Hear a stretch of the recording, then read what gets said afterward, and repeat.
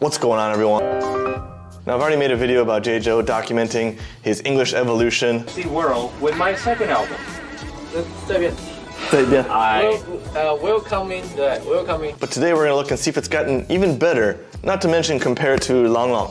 I would love to be able to compare their piano abilities, but I don't know the first thing about piano. I'm just an English teacher. I'm trained classical piano, but I love pop music too. And that's why you will hear some classical styles in my music, sometimes with strings and sometimes with the piano. Being a musician, being a magician, being an artist, I believe art has no limits. I definitely noticed some improvement there. He doesn't appear to be reading. He might have rehearsed a little bit, but there were no grammar mistakes at all, and he spoke quite fluently.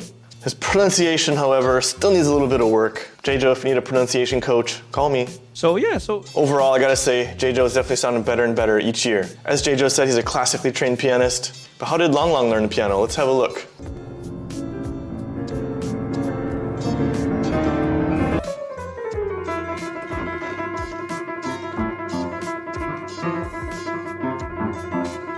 I'm not familiar with that piano style. You started to play at the age of 3. I was deeply impressed by the Tom and Jerry cartoon, and they were doing this.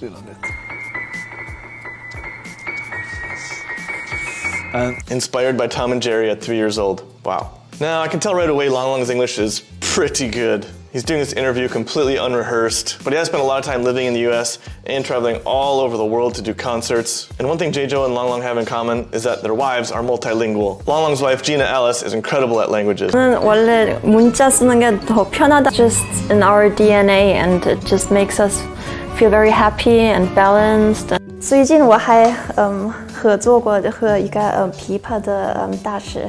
Im letzten Jahr habe ich im März in der Philharmonie in Berlin. I'm just gonna have to make a separate video sometime about her. She's obviously super talented as well. Now, as you may know, J-Joe and his family have spent some time in Paris. J-Joe's English has obviously improved, but has he learned any French?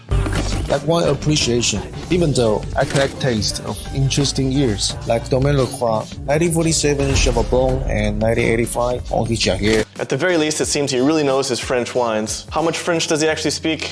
I don't know. Maybe in a couple years he'll be speaking French too. So All right, let's look at some awesome words and phrases.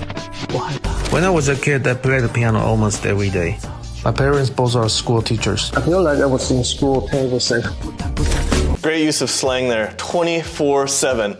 All the time. Man, I just feel like I'm working 24/7. My son could ride his bike 24/7. I wish I could just lay on the beach 24/7. So I believe in anything you do.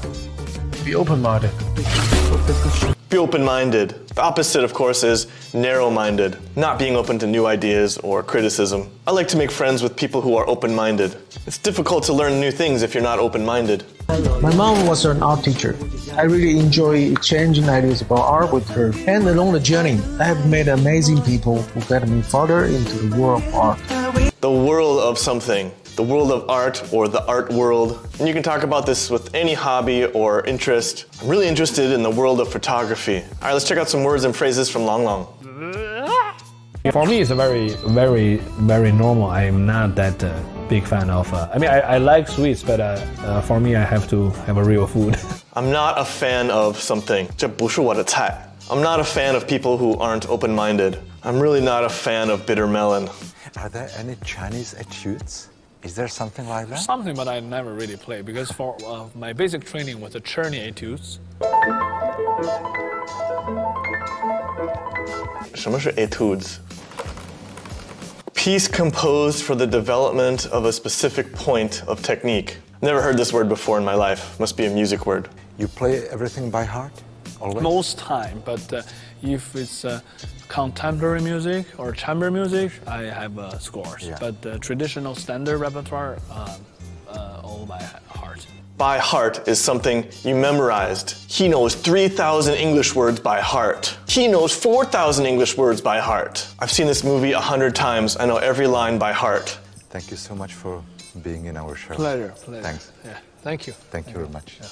Even such a small thing like pleasure. It's just a very native way to say it. Of course, the complete phrase, it was my pleasure, or my pleasure. But he simplifies it to just pleasure, like a native speaker would do. Pleasure. It's still formal, but not overly formal. No, I don't think this one. You see, I'm a totally idiot. I always forget. I mean, even in Philadelphia, at home, I sometimes forgot where to go and how to get there. And here, there's so many different. Oh, I think this one. Sure, I'm pretty sure this time. He got lost going to his own home in Beijing. I think this phrase is funny. Total idiot. Oh, I can't believe I made that mistake. Oh, I'm a total idiot. Oh, don't work with that guy. He is a total idiot. 就是强调他真傻.